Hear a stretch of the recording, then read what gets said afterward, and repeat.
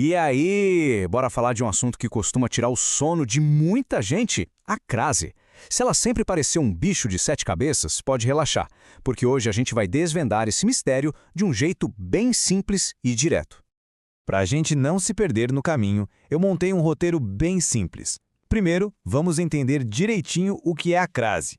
Depois, a gente vê quando é obrigatório usar e quando é proibido. Na sequência, os casos em que tanto faz é opcional e, para fechar, aquele truque definitivo para nunca mais ter dúvida. Vamos lá? Bom, vamos começar pelo começo, né? Que é a parte mais importante de todas. Afinal de contas, o que é a tal da crase? Entender o conceito, a ideia de fusão que está por trás dela é o que vai fazer todo o resto ficar muito mais fácil. Olha, e aqui já vem a primeira informação que, nossa, muda tudo. Muita gente acha que crase é o nome do acento, mas não é. O acento se chama acento grave. Crase é o nome do fenômeno, dessa fusão, do encontro da preposição a com o artigo feminino a. O acento grave só está ali para sinalizar, opa, aqui aconteceu uma crase.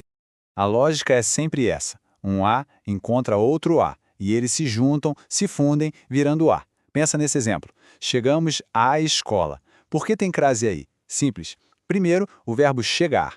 Quem chega, chega a algum lugar, certo? Esse verbo pede a preposição a. E segundo, a palavra escola, que é um substantivo feminino e usa o artigo a. Então a gente tem o a do verbo mais o a do substantivo. Pronto, crase. Beleza, agora que a gente já entendeu o que é a crase, vamos para a parte prática. Existem aquelas situações em que não tem escolha, sabe? É obrigatório usar. Vamos ver quais são esses casos em que não dá para negociar. Então vamos dar uma olhada nos principais casos obrigatórios. A gente vai ver que a crase aparece muito em indicações de tempo, em expressões do dia a dia como à tarde, com alguns pronomes específicos e até num caso bem curioso, que é essa ideia do a moda de.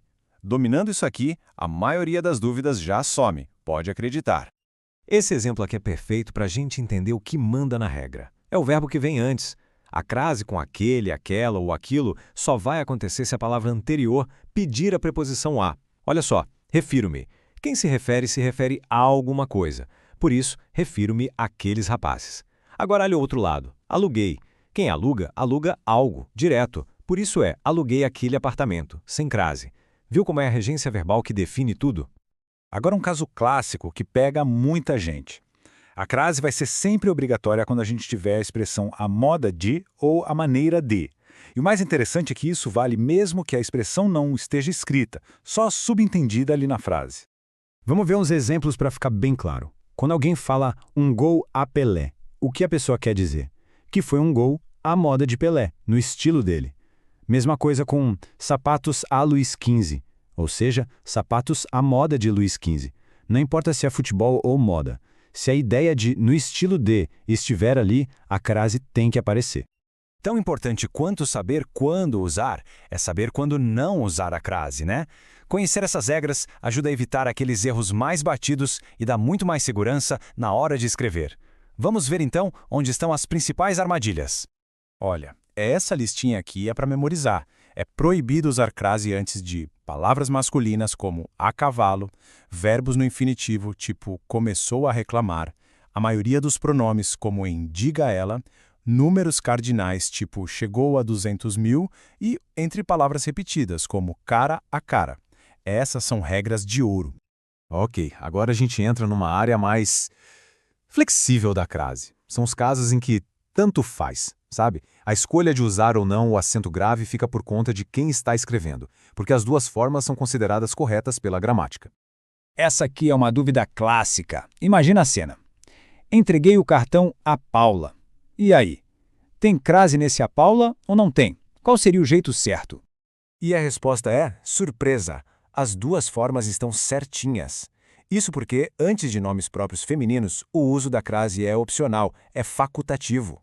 E essa flexibilidade não é só com nomes, ela aparece em outras duas situações bem comuns também. Então, resumindo, antes de nomes de mulheres, como a gente viu com a Paula. Antes de pronomes possessivos femininos, tipo minha, sua, cedi o lugar à minha avó ou à minha avó, tanto faz. E também depois da preposição até. Fui até a praia ou até a praia. Nesses três casos, a escolha é livre. não tem como errar. Pra gente fechar com chave de ouro, vamos ver aquele truque que salva na hora da dúvida. Sabe quando bate aquele branco e as regras somem da cabeça? Pois é, existe um teste super rápido e famoso que funciona muito bem, principalmente com nomes de lugares. A rima é essa aqui, bem simples.